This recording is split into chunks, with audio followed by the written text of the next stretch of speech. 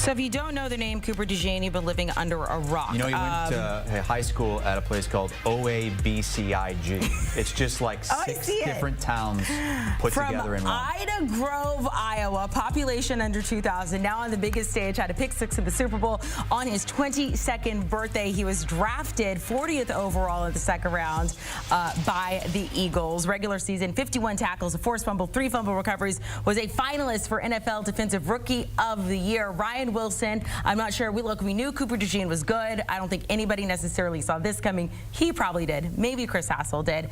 Who could potentially be the next Cooper DeJean in this year's draft?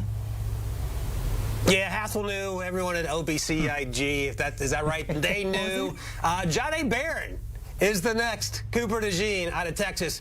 And look, man, Hassel was onto something with Cooper DeJean. We talked to him at the Combine. He had a foot injury, and that in part played a reason why he slipped into the second round, because he's a first-round talent. But Jayden Daniels is completely healthy. He had a great season for the University of Texas, played in the slot, played outside. Sound familiar?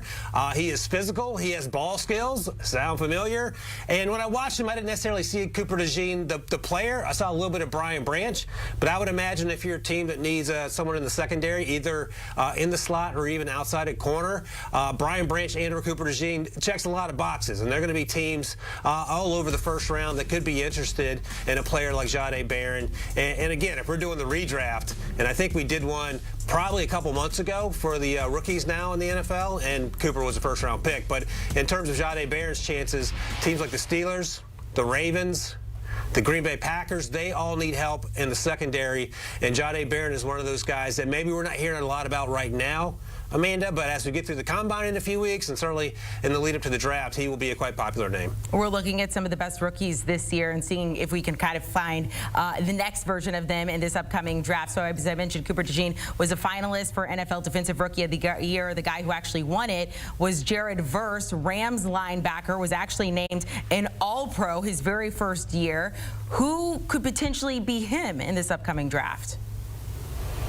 It's weird to call this man a deep cut because he played on the national championship team, but instead of talking about Abdul Carter, which we've done for weeks now, I'm going to go with JT Tuimoloau, the edge rusher out of Ohio State. He's only 21 years old. He's still young. He's still scratching the surface. Jack Sawyer flashed a lot, certainly down the stretch, but so did JT. The last 4 games against Tennessee, Oregon, Texas, and Notre Dame in the finals, he totaled 6 sacks and 11 hurries, and that translates because you're playing against some of the best teams in college football. Certainly he was on a really good defense, but hey, so was Jared Verse when he got to the Rams, and I think he's a little bit heavier Tuimoloau is than Jared Verse coming out, probably by a good 10 pounds.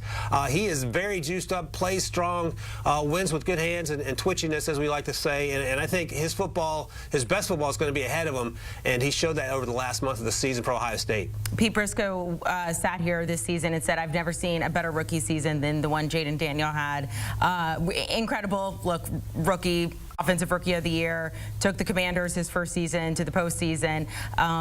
Do we find him in this next draft or anyone close to that? Yeah, when Noah asked me that question, that wasn't an option because I think that's the right answer. Is that guy here? The other thing, Amanda, and it's going to be Cam Ward because there aren't very many other guys to choose from.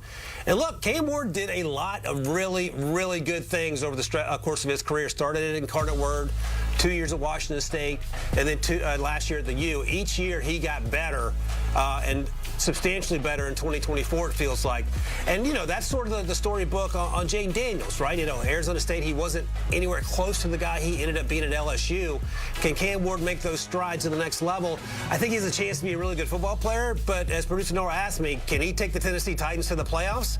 Yes, question mark, but you have to help him out. And we saw Jayden Daniels get a ton of help in Washington with the head coach, the general manager. They got the offensive line right. The defense played well, so on and so forth. So Cam Ward has an opportunity to be a franchise quarterback, but there are a lot of ifs there. But if you're asking me who could be the next Jayden Daniels out of this draft class, it's slim pickings, so I'm going with Cam Ward.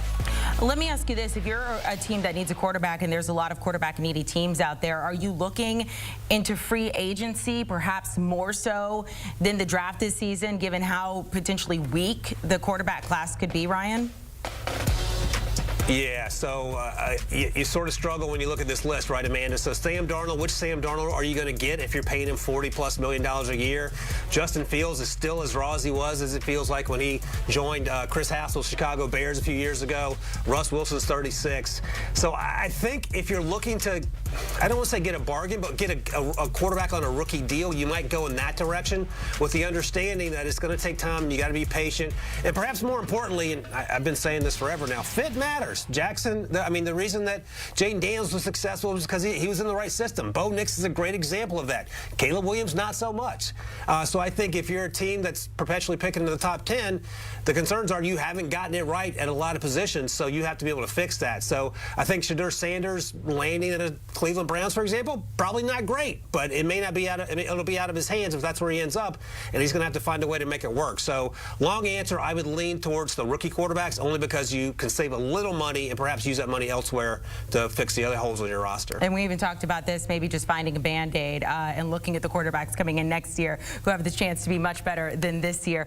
Okay, final one we're going to take a look at. Brock Bowers, tight end for the Raiders. I did think it was very cute, and I love Georgia fans, and they said that he was snubbed on Offensive Rookie of the Year instead of Jayden Daniels. Very cute. He did have a phenomenal season, though. Could we potentially find another Brock Bowers in this upcoming draft? Man, this guy is truly special. So if you find a Brock Bowers anywhere, you've hit an absolute grand slam. And what a consolation prize for the Raiders, who picked 13th, missed out on all the quarterbacks, and had to settle on Brock Bowers. I went with Colston Loveland. We've talked a lot about Tyler Warren, in part because he had a fantastic season for Penn State. Barely talked about Colston Loveland. I talked about him a lot over the summer, but once the season started and the lack of quarterback play cropped up week after week for Michigan, it was hard to talk about him. But he's still a really young player, just 20 years old, insanely athletic, one of the best route runners among all the tight ends. He's going to get bigger and stronger, and I think, again, in the right system, and, Brock Bowers is a testament to not necessarily being in the right system and still balling out each and every Sunday. I think he could put up huge numbers. I love the idea of him being somewhere like Denver and playing in Sean Payton's offense with a Bo Nix who's going to get him the ball 15 times a game, it feels like. So anyone on this list, and Harold Fannin Jr. is a fun player to watch. He put up huge numbers against both Penn State and Texas A&M last fall. I think Colston Loveland, given his pedigree and his future, has a chance to be truly special. Ryan Wilson, we appreciate it. I'm looking forward to in a couple weeks or maybe like a month, we're going to find out who you're falling in love with in the draft, because there's always one player that Ryan gets really hyped on. Ryan Wilson, the host of With the First Pick podcast, getting you ready for the draft. By the way, the Combine coming up on the 27th, not too far.